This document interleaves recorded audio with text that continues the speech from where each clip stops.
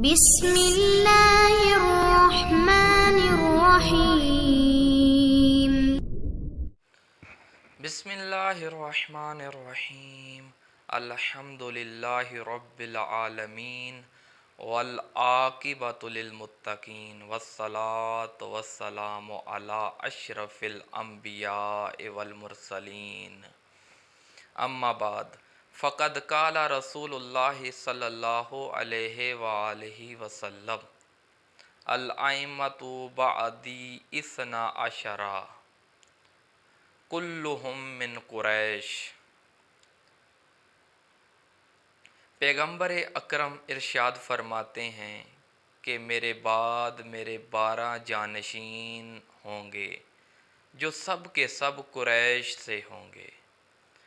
آپ کے 12 جانشینوں میں سے جو 9ویں نمبر پر آتے ہیں ان کا نام محمد تقی علیہ السلام ہے۔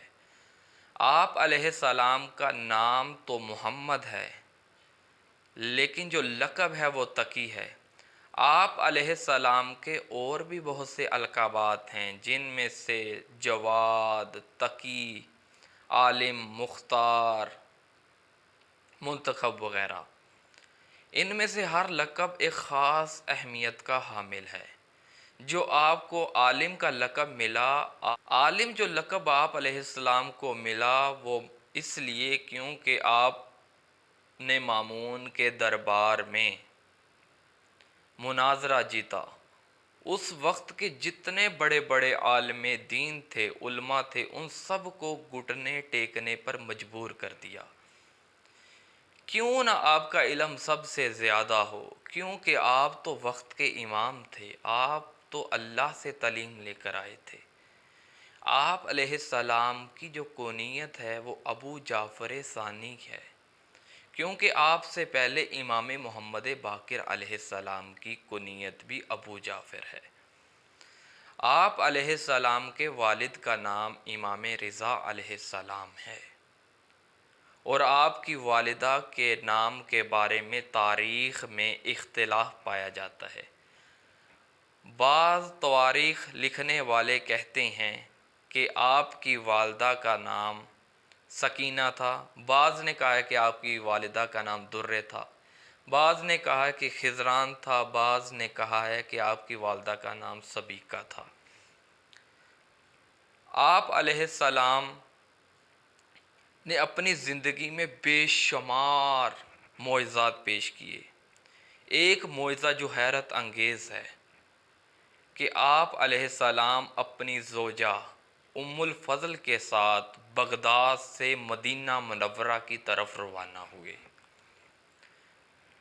جب آپ باب کوفہ والی سڑک پر جا رہے تھے تو آپ کے ہمراہ کافی لوگ تھے۔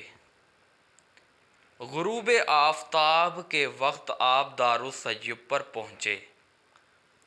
آپ نے ارادہ فرمایا کہ نماز مغرب مسجد میں ادا کی جائے۔ آپ اپنی سواری سے اترے اور مسجد میں تشریف لے گئے۔ جب مسجد میں آپ پہنچے تو آپ نے دیکھا کہ مسجد کے صحن میں ایک خشک بیری کا درخت ہے۔ آپ نے وضو کرنے کے لیے پانی منگوایا، اس خشک درخت کے نیچے وضو کیا۔ وضو کرنے کے بعد مسجد کے اندر تشریف لے گئے۔ آپ علیہ السلام نے نماز مغرب شروع کی تو پہلی رکعت میں آپ نے سورہ حمد کی تلاوت کی اور حمد کے بعد سورہ اذا جاء نصر اللہ پڑھی۔ اس کے بعد آپ نے دوسری رکعت میں سورہ حمد کے بعد سورہ توحید کی تلاوت کی۔ 3 رکعت آپ نے مکمل کی۔ مکمل کرنے کے بعد آپ ذکر خدا میں تھوڑی دیر کے لیے مشغول ہو گئے اور تعقیبات کیے بغیر ہی آپ نے 4 رکعت نوافل ادا کیے۔ نوافل ادا کرنے کے بعد آپ علیہ السلام نے تعقیبات ادا کرنے کے بعد آپ علیہ السلام نے 2 مرتبہ سجدہ شکر ادا کیا۔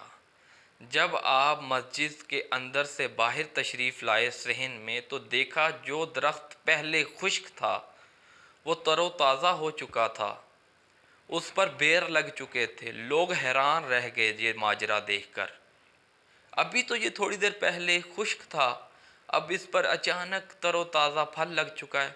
لوگوں نے اس کے بیر کھائے، وہ بہت ہی زیادہ شیریں تھے۔ حیرت کی بات تو یہ ہے کہ ان میں گٹلی بھی نہیں تھی۔ اس کے بعد امام علیہ السلام نے ان سے وداع کیا۔ وداع کرنے کے بعد مدینہ منورہ کی طرف روانہ ہو گئے۔ محدث عظیم آیت اللہ شیخ مفید علیہ رحمہ فرماتے ہیں کہ میں نے اس بیری کے درخت کے بیر کھائے، ان میں واقعی میں گٹلی نہیں تھی۔ یہ وہ واقعہ تھا جو امام علیہ السلام کی زندگی میں ایک حیرت انگیز واقعہ شمار ہوتا ہے۔